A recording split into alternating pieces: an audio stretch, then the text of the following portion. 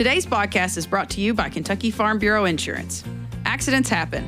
Without the right coverage from the right insurance company, damage to your automobile can be a real financial hit. That's why Kentuckians appreciate the competitive rates and personal service they get from Kentucky Farm Bureau Insurance. When the unexpected happens, count on us to help you get back on the road. To request a free quote, find your local KFB insurance agent at mykfbagent.com. Kentucky Farm Bureau, big on commitment. Hey, Matt, how's it going? It's going well. We've done a bunch of recordings here in Anaheim for the American Farm Bureau annual meeting. This is our last one. And I'm super excited for our folks to listen to this fella that I've known for a long time. Yeah, we did the dang thing. We traveled. We set up. People sort of cared. Yeah. I mean, I didn't really know.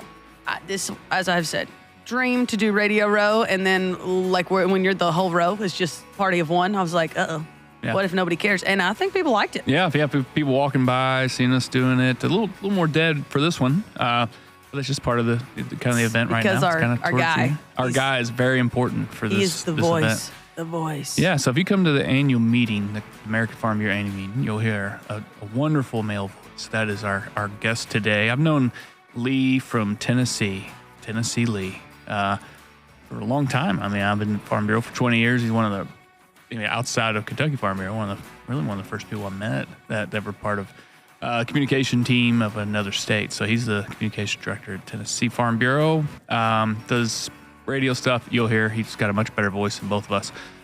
Pretty good voice. And and then also does those kinds of things like announcer here at the AFBF. So he's very busy for these events.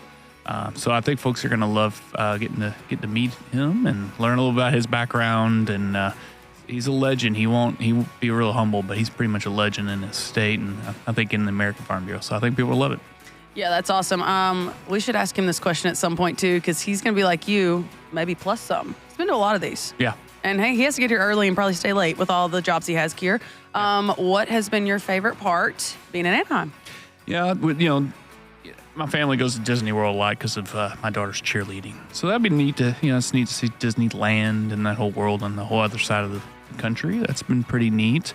We actually went over to, the video team went over to Newport Beach, which was really neat area. Saw the sunset, and, it's got little shops and restaurants and kind of beachy surfer vibe kind of area of California. That was really cool.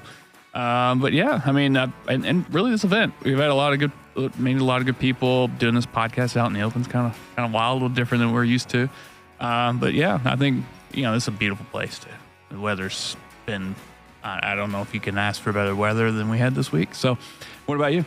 Okay, so my work one is our County Activities of Excellence sent a couple from Harlan County. Shout out to Autumn and Jace Howard. They have been the sweetest people I think I've ever met, and they are so excited to be here, and they just want to represent their county well, and they want to be at everything that we want them at, and so I have thoroughly enjoyed getting to know them, getting to watch their faces, and also the state representatives, talking to them at the booth and interacting. It's been incredibly fun, and so that's my favorite work part. My favorite fun part, because we do work here, remember, my favorite fun part, we went to a Ducks game. I'm a sports gal at heart. Yeah. Tim Tebow talked and got me amped up. He talked trash about the LSU, but it was actually really funny, so I'll allow it because it was funny. And then Mighty Ducks vibes. Yeah. We went to I know it's the Anaheim Ducks, but deep down, it's Anaheim. It's the Mighty Ducks. It's the Mighty Ducks. Yeah. That's pretty cool. I'm a sports fan. A lot of times you get in these big cities, and there's usually some kind of pro sport or something like that, which isn't really in Kentucky. So. That's always something I try to jump on and do when I'm in town. So, yeah, that sounds pretty good. So, I think our last guest of all of our podcast row or radio row interviews here at the American Farm Bureau annual meeting is Lee Maddox of Tennessee Farm Bureau. So I think everybody really like him, and so I think you will too. You get to know him. I know, I get to meet him today. So without further ado, I'm Renee Carrico. And I'm Matt Hilton. Let's get rural.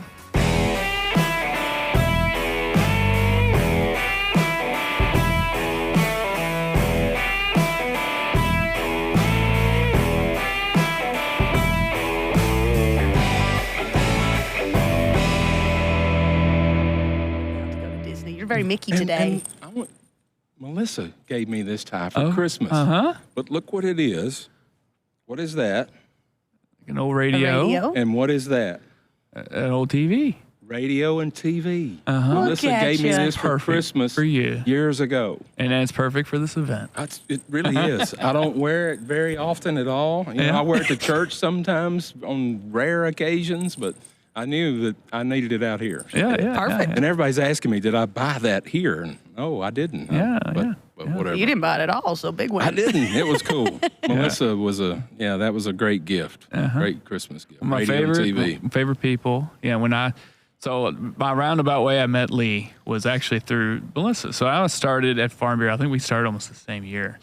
And so I'm at a public relations conference, and Lee was not one of these people because he was a younger man at this point. This was a long time ago. Jeez. Welcome to the podcast. Welcome to the podcast. No, I'm used to it. I'm one of them older people too now. But no, I get there and everybody's like, I don't know, 55 and older at this public relations conference. And I'm like, oh gosh, and I look around and there's two young faces. Dustin Melke, who's the communication director in Oklahoma, and Melissa. And so Melissa was Tennessee Farm Bureau. She actually passed away. How many years have we? It was 2019. 2019, yeah. Aneurysm. Oh, she had gosh. 35. out of nowhere. Really, really rough, and like the sweetest human on earth. Yes. And so a Packers. And a Packers fan. She just had a lot going for her. No wonder you think right, yeah. So so I meet her and I'm like, okay, here's some people my age and stuff like that. And then, I meet Lee through that. And so like I always say, some of the first people outside of Kentucky Farm Bureau and the Farm Bureau family that I've met are actually Tennessee Farm Bureau. So thank you for being here today. And I promised Renee that you're amazing. You're a legend. So no pressure. You got to live up to that while we're doing this. I do have a question. Is there multiple Lees in your industry? Because for at least a month, you were Tennessee Lee. Like, he was like, oh, we're going to get Tennessee Lee. Everyone I was like, is there a Virginia? Is there a Texas? Like, who are these other Lees? Why do you have to differentiate by state? Well, I just love Tennessee. And it kind of somebody, I think it was Patsy Montana, and that's not her real name, it was Rebecca Colner. That I think, and maybe Eric Ness, he was New Mexico. Oh, man. Farm and Livestock Bureau. Yes, for sure, a legend. Yeah. But they kind of coined that, I think, many, many years ago, Tennessee Lee. So I've just kind of it rhymes. It's got a lot going for it. It's great. I mean, I put it on my Zoom calls. That's how my name shows up on Zoom. It's Tennessee, and people are like, what? Who is that? What is that? So anyway. Well, we do appreciate you being here. You are a big deal in Tennessee. We can talk a little bit about your career, but also like you're the voice of the annual meeting. So it's one of the you and John and Miller are the announcers when you're at the annual meeting. You're like, who's that? What's that wonderful voice? That's you. So, but tell us, rewind a little bit. Talk about your background and how did you get to Farm Bureau in the first place? Like, how did that start for you? Well, I grew up on a small beef cattle, and we had sheep. And early on, when I was a little boy, my grandparents had tobacco in Lincoln County, Tennessee. I have to always say where I'm from, Fayetteville, Tennessee, Lincoln County, and that's just north of Huntsville, Alabama. So that's where I grew up, and my folks were Farm Bureau County Board directors, and I got to know I knew the agency manager there. We had become really good friends, and I was working at the local radio station there and working at a TV station in Huntsville on the weekends. And so out of the blue, I get a call from Murray Miles. You talk about a legend in Tennessee. Murray Miles was the director of information, as they called it back then. And he just kind of reached out to me and said, would I consider an opportunity to think about coming to work at Farm Bureau? And I wasn't looking for a job. I was pretty happy living in my hometown, working at the radio station, working at the TV station. And so I went up to Columbia to meet with them. And, and I left out of there that night, and they said, and that's kind of just when cell phones had come out. And I was actually a cell phone salesman on the side too, and so they said, don't worry about it. Just get back to us whenever. And so on the way home, just something hit me and said, that's a pretty good bunch to to be around, and I love farm people. And I called them back on the way home and said I'd take it, and that was 32 years ago. So that's kind of what got me going into Farm Bureau. And so again, my folks were involved with it, and I knew Murray, and it was just a good fit for me. And I hated to leave Fayetteville, but Columbia has become my home for the last 32 years. So it was one of the best decisions I ever made, besides convincing my wife to marry me some 5 years later. So, yeah. So it's been great. That's how I got started. So I know it's a jump because we just found your background, but how the heck did you end up as the voice here? Well, I mean, over the years, they've used different other communications folks from other states, and there was a guy in Mississippi that was doing it before me, and he retired, and that question came up from Jonna, I think, and Jonna Miller and I had always been friends through Farm Bureau, and she with her role with the American Farm Bureau, so. She asked, and I said yes. So easy as that. That's the way it was. I think that was 2019 was the first year I started doing the helping at the American. Yeah, when you get to do a podcast, it doesn't necessarily mean you have a good voice. So that's one thing. We're goofy enough to do we this. Just talk a lot. we just talk too much. Well, you guys got great voices. Oh, well, thank you. I don't know about that. Yes. But that, like, no one's ever asked me to be an announcer. So you definitely got that going for you for sure. But yeah. I do sometimes put on my radio voice, But I actually, at 14, when I was 14, the farm we lived on, 200 yards. It's where we moved to. My parents, my father died when I was 11. My mother remarried my next father 2 years later, and they built a new house on our farm. And 200 yards from our house was the FM radio station. And so the owner there got this idea, we ought to teach this young kid down here how to turn the transmitter on in case we have trouble or nobody can get up the hill for whatever. And so I started working at the radio station as a DJ when I was 14. So that's what really threw me all into this. And I worked at that station all the way through high school. Then, I got my degree in communication. So I kind of followed up. I worked at the radio station at the University of Tennessee when I went to school there, and I worked at the radio station at Middle Tennessee State University when I worked there. So I've since I was 14, I've been working in radio. Excellent. Yeah. So one thing with Tennessee and I, or Tennessee Lee here, and I just called you Tennessee. Yeah. We go to these conferences. We're trying to learn off each other. How much we pick each other's brains. Creative plagiarism. Totally. I'm like steal from each other. Our farm bureaus our large farm bureaus are kindly competitive. Well, we don't compare to you all. Yeah, and it's always us trying to steal or creative plagiarize from you all. I don't know about that. You guys are the ones that we all look up to. Oh, we appreciate that. We appreciate it. But yeah, I think like at any time that I've had questions about Farm Bureau and stuff like that, and being part of this.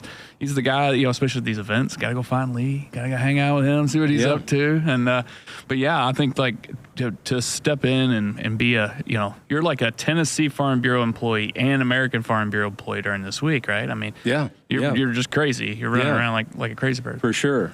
During these general sessions that they have, and it is fun, but back in the day, it was really just me. We're blessed that we've been able to add other staff to come on and to be a part of our team, and so I'm with my responsibilities with AFBF that our other teammates or team members have picked up the slack, and they're carrying the load for the most part especially during AFBF and during the general sessions during AFBF. So yeah. So talking through, I find this interesting. We've had a rural radio guy out of West Kentucky before, and he was very similar background in the sense that kind of got roped into a radio station a little bit. I think he was a night shift, really, and that's what got him in. And then he was like, I just got the bug and I couldn't leave. From radio to now, I mean, it's not even a fair question to ask about the changes you've seen, but maybe in your Tennessee role, the focuses that have changed, or has there been things that are surprising, or do you just try to never be surprised and just open to everything? Well, I think the latter is true. You got to have that because we're always surprised. The technology has improved so much over the years, but yeah, I'm never surprised. I'm excited about all the technology. I'm not really always good with the new technology, and it takes these younger folks to help me guide me along to get up to speed with it. But yeah, there's some things that don't change. You know, the way we talk about this industry, you know, that really hasn't changed. And but the way our farmers farm has definitely changed. So we try to keep up with what they're doing. And but in terms of the technology, it's incredible how far it's come to not only help our farmers, but to help us sharing that story, all the different equipment that we use these days to, help us do that job has been incredible. It's just kind of a wow factor. I'm always like a kid in a candy store when I see all the toys that Kentucky brings around and all the camera and the equipment, the technology that everybody uses. I'm always interested to see what everybody is using because, you know, when you look at what you all do, we're trying to mimic because you do it so well. We all want to mimic what you're doing to help us help our farmers, to share that story because we all know, and that's what's so good about Farm Bureau. And I think that's what has been a blessing to be at Farm Bureau. It's a job, but man, it's so much fun, and it's not controversial because what our farmers do is the most important industry that we have. So I mean, how cool is that to be able to work for our farmers that are, feeding the world, and then working with the people that I get to work with that are doing that as well, trying to share that story. So that's what's really so cool about it. It's not I'm not ever surprised by it, but I'm excited, and it's just a wow factor to see all the changes that have come about. Yeah, I think that's the thing about communicating. We were blessed in Kentucky, but when it comes down to it, it's about talking about authentic stories, about authentic people. You've hit that through your career. You've done a great job at that. You're teaching your new team to do those things. And that's one thing that, we can try to get fancy and do all this stuff. When we just tell a good story, we can almost shoot it bad. We can post it wrong. We can, so I think that's what's our advantage as a communicator, which is really neat, is that they're just there. The stories are just there. And now what's fun is how are we going to do it? How are we going to do it? We're going to throw it on the podcast. We're going to put it on YouTube. We're going to just tell our audience or everyone how can we speak? And that's kind of the fun part, because the finding the stories isn't very hard, because people are interested in it, because as that population gets smaller, those stories become more unique to hear. So when you put it out there, and if you can put it out there in professional ways or not, and that that's what was kind of as a professional person trying to do the highest level as we could possibly do it, sometimes just a little phone video from a real farmer on his farm just blows your doors off, and you're like, well, because it's real, And I think that's what's fun. That's what's been fun about this podcast, is like we're just having conversations with people. We could do that on a much simpler setup and all that kind of stuff. If we get that real story about that real person and that kind of thing out, we're winning. And there's so many of those. Like you just bump into great people all the time, right? You probably see it where you guys are. We do, and it just resonates with people. And it's so important. As you said, there's so few farmers, and it's been that way in my career, that it's less than 2% of the population is involved in production agriculture, and it's so important because we continue to move so far away from the farm, and that you take it for granted.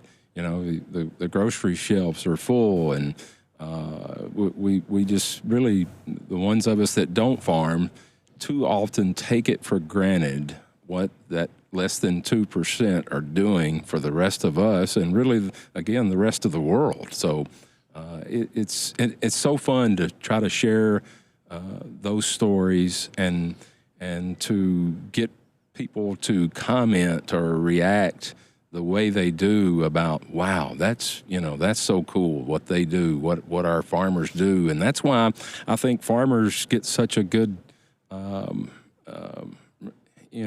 folks love farmers. When all the surveys will show you, they think higher of them than they do clergy. So that's a pretty good statement. But we've got to continue to share any story we can about, again, what we call our most important industry. Yeah.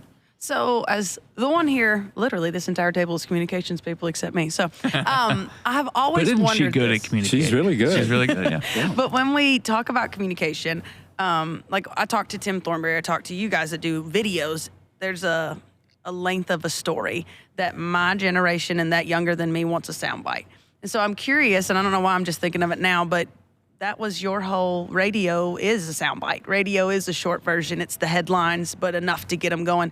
Do you think that makes that transition for you a little bit easier, knowing that you came from that, where you were doing the quick ad and the 30-second hit, when now we're in the world of Reels and TikToks where the attention span is barely a minute if you're lucky? I know it, and I've been blessed to have my kids. They're adults now, and they're both in the communications world in their careers, but to see them how and all of media, how it's changed, and it was much longer formats, and now it's much shorter. As you said, the attention span. But I saw it firsthand how that worked on my kids, but I really believe that all the different platforms that are now out there, whether it's in all the social media platforms, that's what everybody looks at. That's what this generation now,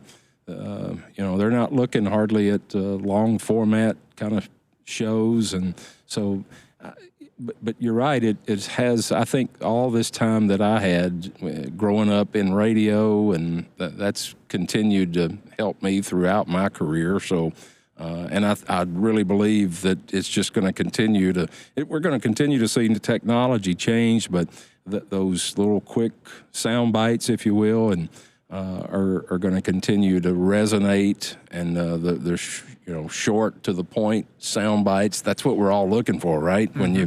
When you interview somebody, you can almost hear it. That was a sound bite that I'm going to use when I edit this or put this together. You can just kind of hear when somebody says something the way you think that folks want to hear it. You say that's a good sound bite. I know I'm going to use that one. So. Having those short, to the point answers is always going to be what resonates. Yeah. Well, I want to follow up on that because I got. Yeah. Okay, we talk about, and I've done this before, but that's so neat. We talk about, and you probably do it yourself, generational farms. Oh, it has to feel good to have your kids back. It has to feel good having your kids in the same industry as you. You're that too, but not on the farming side. How cool is that to have kids in communications? It does make me feel good. I kind of wonder why they would want to do this, because unless you're somebody on the nightly news, or working at Fox News, or on air talent, that kind of thing, there's not a whole lot of compensation for it, I guess is a better word, but it's so fulfilling, when you get to share a good story, when you put something together, mm-hmm. and you edit it, and you got the right shots, you got the right angles, you got the right sound bites. When you're able to put that stuff together, it's fulfilling. And again, I go back to who I work for. And it's not them. They're not working for farmers. They may before their careers are up. But who I work for is farmers, and who I work with are farm supporters. That's what's been a blessing. And then I guess my kids have seen my passion over the years, and they've seen all the things that I do with cameras and microphones, and of course I help at church doing that kind of stuff as well. So I think they've just grown up around it, and they thought, well, hey, that if Dad can do it, maybe we can do it too. So. Yeah, my kids are not interested at all. Well, you give it some time. I didn't think mine would be. I'm just kidding. That's what they both have done. So. Yeah, it's flattering. I mean, they look, it's kind of what old Dad do, and they think it's pretty cool. I think my kids think it's pretty cool. I'm not but they maybe different interests than I do. But yeah, you're right. You know I feel like a lot of the content that we make at Kentucky Farm Bureau, it's always good.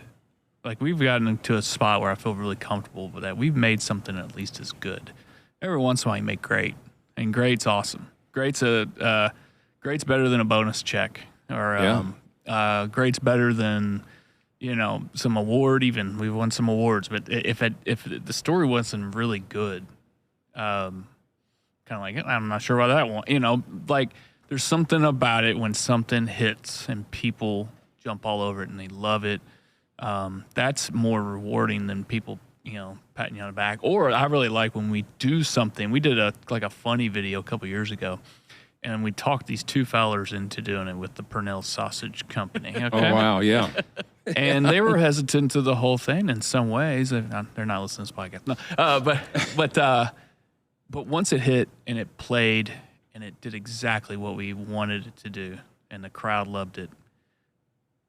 When you have a legend named Al Purnell almost tearing up because he got a standing ovation for being in a goofy video that's some dorks at Farm Bureau made. Yeah. That was cool.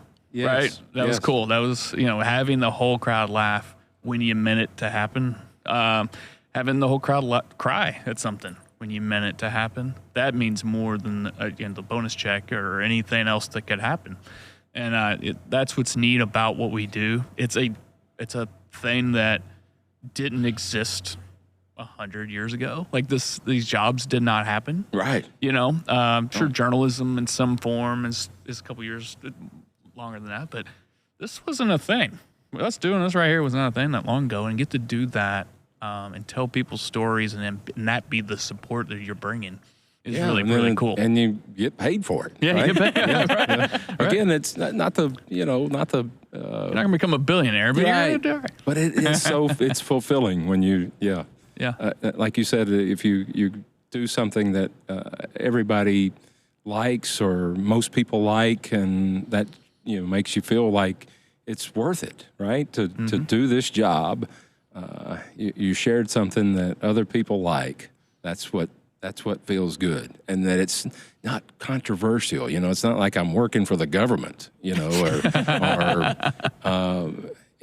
any other job that now it is demanding, and a lot of that has been on. I put most of that on myself. Having the deadlines and having to come up with something that kind of gets stressful, and unfortunately that shares its way through at the office and then at home when you're stressed and trying to get some stuff, on deadline. But it's still worth it because it's good people and good stories that we're trying to share about this industry. So that's what's so cool about it. So this is going to be a terribly hard question, I'm sure, just given the amount of years you've been doing this. But are there, and it can be more than one, is there any project, story, video, initiative, whatever it may be, over your career, whether it's yours or your team's? I mean, I think y'all are that's one of the things I appreciate about Tennessee Farm Bureau is we're very similar in the sense of, yes, our farmers are similar, but our team atmosphere is very similar. So is there anything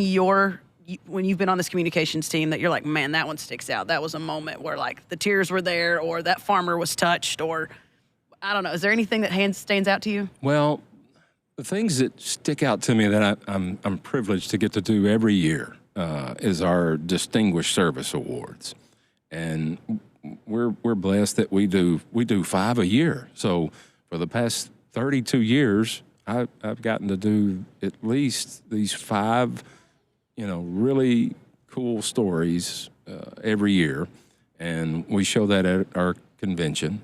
I'm sure y'all do similar things as well at your state convention, but there's so many of those that have that's my favorite thing to do. It's a lot of work because they end up being 5 or 6 minutes long, each of these stories that we do, that we share, these lifetime, basically, achievement awards that our Farm Bureau family earns over the years. And so I've been blessed to be able to share those stories. And it's really, it's them that, they thank me, but I thank you for allowing us to share and you telling your story. Now, sometimes you got to reach and try to get them to open up and say the things that, that would sound better if you say it this way or that way. But and then, of course, getting the shots is always helpful to go along with that. But those are some fun, some really impactful moments that we get to share. And they're always appreciative. These folks, they're usually, a little older, and but have stood out. And so those are the most fun things, I don't say fun. My favorite things to do is to do those Distinguished Service Awards. So because they're just sharing a really good story, and I get to help share that story. So we do young farmers every year. That's always, and sometimes some of the favorite things we do is we act funny and get them to sing a song and dance and do crazy things like that. Those are impactful as well. They're a lot of fun, but we get to do that every year. So there are so many. I don't know that I could point out too many. There was one time that one of the first things I ever did. It was Bill Clinton was president. So y'all weren't even alive, I guess, right, when Clinton was president. I was around. Yeah, but so his vice president was Al Gore, and from Tennessee.